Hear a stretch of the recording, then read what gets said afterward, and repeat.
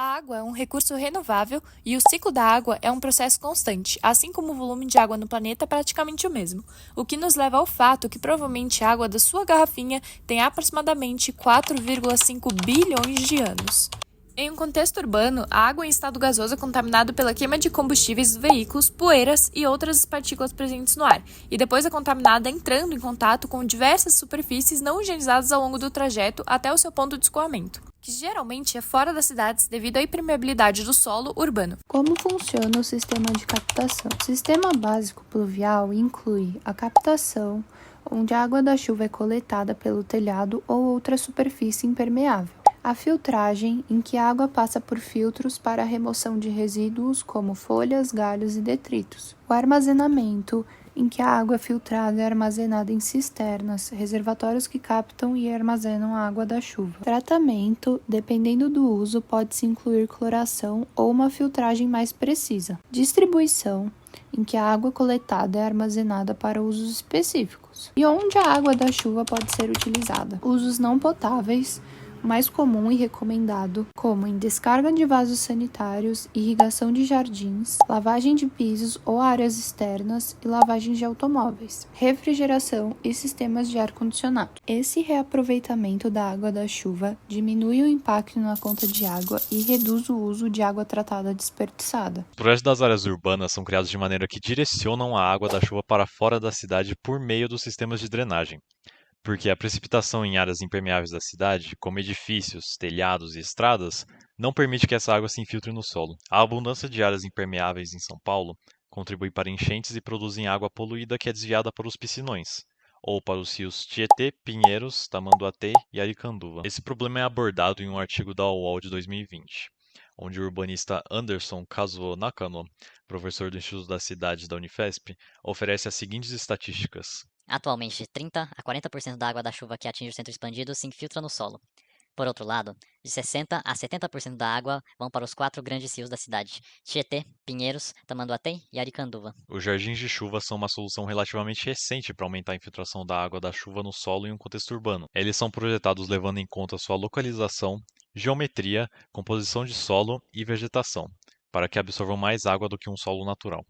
Os primeiros jardins de chuva foram criados para imitar as áreas naturais de retenção de água que existiam antes da urbanização. Enquanto os jardins de chuva de Prince George e até mesmo de São Paulo visam apenas aumentar a permeabilidade do solo, outros decidiram armazenar a água infiltrada em sua área para depois aproveitá-la, como no projeto de 2012 de um jardim de chuva do GHD Group em Edinburgh, Melbourne. Nesse projeto, a água infiltrada no jardim é direcionada para um tanque de armazenamento subterrâneo, e depois é usada para irrigar as árvores existentes no jardim de Edinburgh, suprindo cerca de 60% das necessidades dos jardins em um ano normal, sem períodos de seca. Em projetos de jardins como esse, os filtros subterrâneos são posicionados ao longo da extensão do jardim.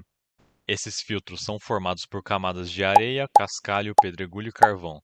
Esses materiais têm o potencial de reter flocos além da completa remoção de outros resíduos menores. Os edifícios disponibilizam outras possibilidades para a captação da chuva, como utilizar a cobertura para captar a água, que é então escoada para as calhas e conduzida para um sistema de filtragem até um reservatório, ao invés de despejar a água na rede de drenagem. Existem vários exemplos dessa solução de captação por meio da cobertura. Um dos exemplos que encontramos onde essa solução foi pensada durante o projeto de arquitetura foi um projeto residencial na Espanha dos escritórios Herreros Arquitectos, House in the Countryside, que reaproveita 2 paredes de um antigo curral de ovelhas, mas invertendo o telhado, escoando a água para uma calha no centro da cobertura, conduz essa água para uma cisterna. Uma outra alternativa para a captação poderia ser até mesmo utilizar um pavimento permeável no térreo, que foi o caso de um projeto de reforma de uma biblioteca nos Estados Unidos, que encontramos através de um vídeo no YouTube da própria empresa responsável pela execução do projeto. O projeto de 2011 teve como objetivo repavimentar os 2.000 metros quadrados de estacionamento da biblioteca Green Hills Library, em Illinois, com um pavimento permeável, onde a água da chuva seria escoada para um reservatório que foi escavado ao lado do estacionamento. Esse reservatório seria capaz de conter até 56 mil litros de água. Essa água armazenada é então bombeada percorrendo uma tubulação principal antes de ser dividida em uma tubulação T, onde parte dessa água é direcionada a uma pequena fonte ao lado da entrada e outra para os sistemas de irrigação das áreas verdes da biblioteca.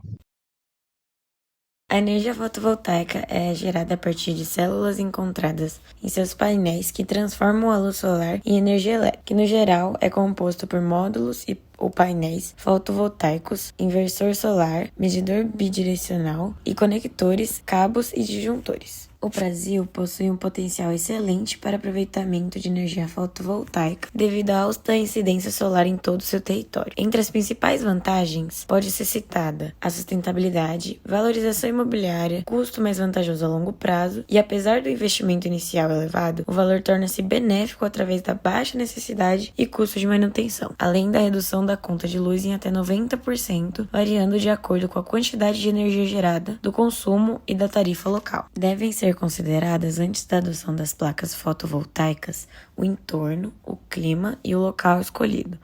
Possíveis sombras também podem exigir um maior número de placas, assim como o clima afeta na decisão de incluir ou não essa resolução. A partir dessa breve explicação, existem 3 sistemas fotovoltaicos que podemos considerar.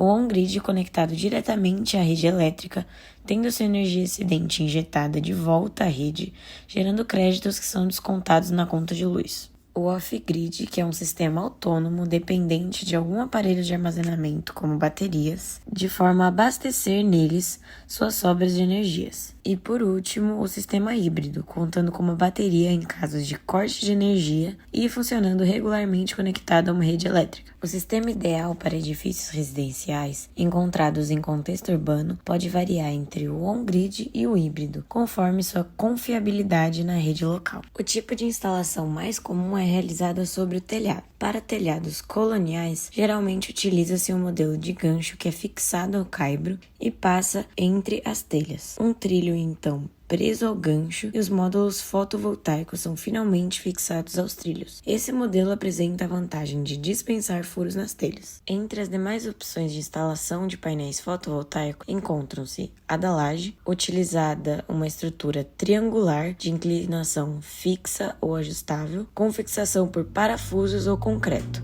conforme a necessidade do projeto.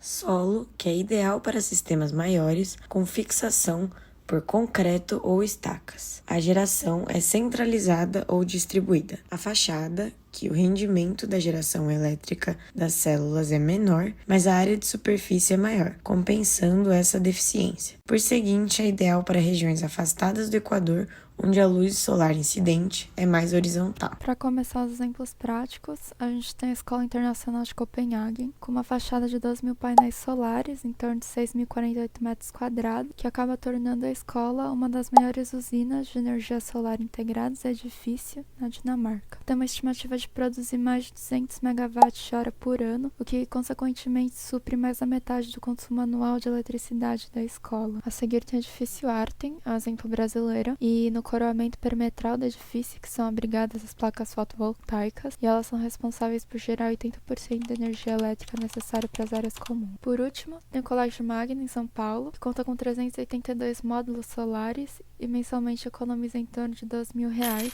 produzindo uma média de 15.000 kWh de energia.